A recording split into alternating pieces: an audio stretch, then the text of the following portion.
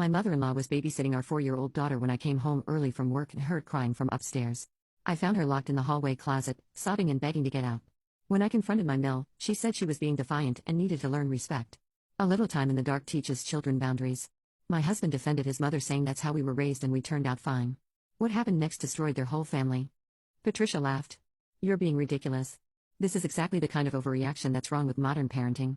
A little discipline never hurt anyone. I carried Emma downstairs and straight to my car. She was still shaking and kept asking if Grandma was going to put her back in the dark place. I assured her that would never happen and that Mommy was going to keep her safe. When I got home, I immediately called Mike to tell him what had happened. His initial reaction was shock, but then he started making excuses for his mother. Mom grew up in a different time, he said. That's probably how she was disciplined as a kid. She doesn't mean any harm.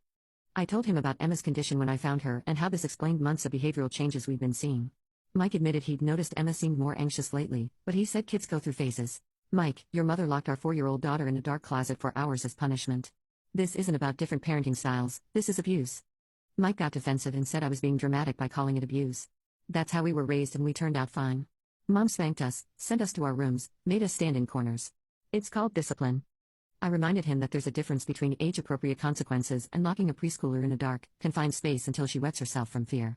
Mike said he talked to his mother about finding more appropriate consequences, but that I was overreacting to what was essentially a timeout. The next morning, Emma was still showing signs of trauma. She wouldn't let me out of her sight, refused to play in her room with the door closed, and kept asking if Grandma was coming over.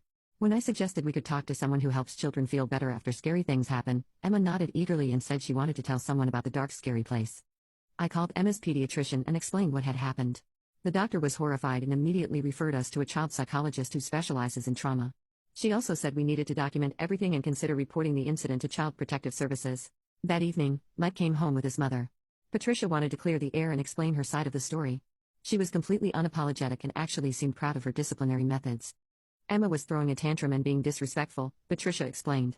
I put her in the closet to give her time to calm down and think about her behavior. It's called a timeout, and it's perfectly normal discipline.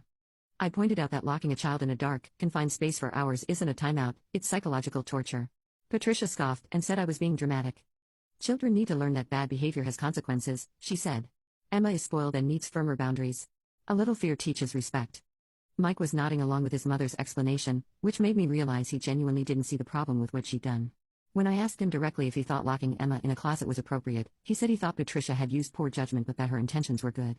I looked at my husband defending the woman who had terrorized our daughter and calmly said, "You're absolutely right." Both Mike and Patricia looked relieved that I was finally being reasonable. Then I pulled out my phone and called 911. I need to report child abuse, I said clearly. An adult locked my 4-year-old daughter in a dark closet